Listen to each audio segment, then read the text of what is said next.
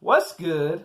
I wanted to do this video because my video on the first fight I did about a month later and gave me time to think about this fight and rewatch it a couple times. This was my third time watching this fight, and also, what else are we gonna watch, right? No fights for the foreseeable future because of the situation. Hope everyone is well at this point, but I want to talk about Wilder versus Fury 2. First fight was a draw. I think consensus. Most of us thought Fury won clearly. I thought he won at least 9 rounds in the first fight.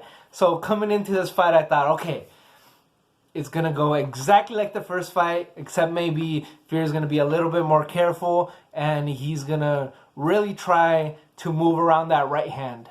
I thought he would still get dropped maybe once, maybe even twice again, but I thought he would win clearly again and maybe even get robbed again. But I didn't think Wilder was going to knock him out. A lot of people were picking Wilder by knockout, and I mean, with this guy's history, I think it was fair. And with the first fight going the way it did, I think it was fair to say that maybe Wilder had timed Fury. But I don't think any of us predicted what actually happened.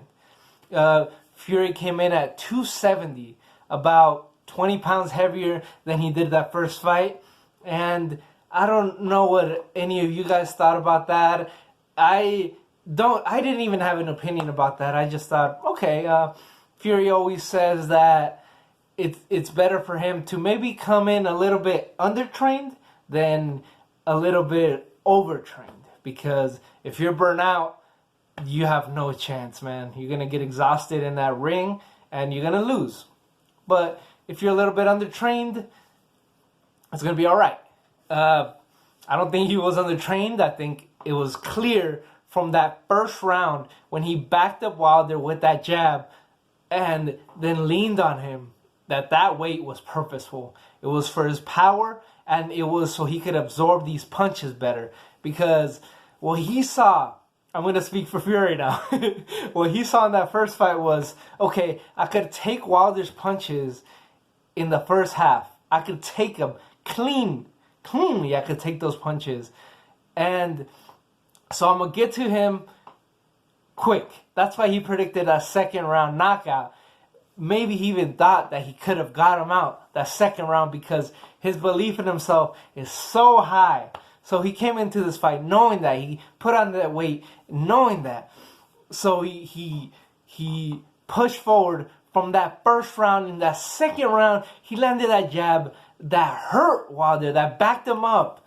And that shocked all of us. I watched it in the theater. Watching fights in theaters is, oh man, it's the perfect viewing experience. I paid $12, the amount I paid for a regular movie at that time, at prime time. $12 to watch a pay-per-view fight. $70 otherwise. But man, from that second round, okay, Wilder looks like he's getting hurt. And Wilder was landing some big shots those first few rounds, but Tyson Fury has just absorbed him. And since then, he did say that Wilder did hurt him with those right hands, but he knew that he could absorb those punches. And then after that third round, it was over. That shot behind the ear, his ear was dripping blood. I think he busted an eardrum, and his balance was shot. I really saw his balance. His balance was off since the second round. His legs were kind of shaky. And after that third round knockdown, that fifth round showed that Fury was going to be the stronger, was the stronger fighter, because he hit him with a left hook to the body and it knocked down Wilder. But usually from a body shot, fighters get knocked down because of pain. They wince, they take a knee. But Wilder was knocked down, was pushed back on his butt. That doesn't really happen unless this guy's clearly overpowering you. And yeah, the referee took a point up from Fury for not following instructions in the fifth round, but he didn't care. He knew this fight was in the bag. He knew that he had to lean on him and push him around and maybe even smother his own punches to smother Wilder's punches, but also to get up in Wilder's face and to tire him out. And this fight could have been stopped in the 5th round. The 6th and 7th round, Wilder was just taking punches. The first time I watched it, I thought, okay, Wilder is still throwing, and maybe he could have continued, but his corner stopped it. His corner knows him better than anyone. And also, Wilder was getting beat up, guys. Wilder was not going to win this fight, and he's already said that he wants a 3rd fight. I really don't see him winning any way in the 3rd fight. Hopefully he can still recover from that loss, and hopefully he didn't take enough punishment so he could come back, because he's a very exciting fighter.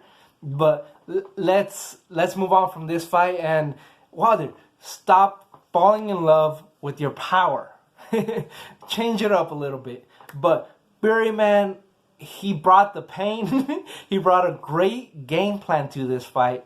And the 3rd fight, he wins this fight. And let's hope. We know Fury's not scared, and honestly, we know Joshua isn't scared either, man. Anyone saying Joshua would be scared of a fight with Fury is just insane. He went back into the rematch immediately with Andy Ruiz, and look at his track record, man. He still has the best resume in the heavyweight division. Maybe you could argue Fury, maybe, but that fight with Joshua and Fury would be a mega fight. Let's do it. I want to see that fight undisputed. We need an undisputed champion. And man, as soon as this whole thing blows over, we could go back to being fans. We could go back to watching new fights.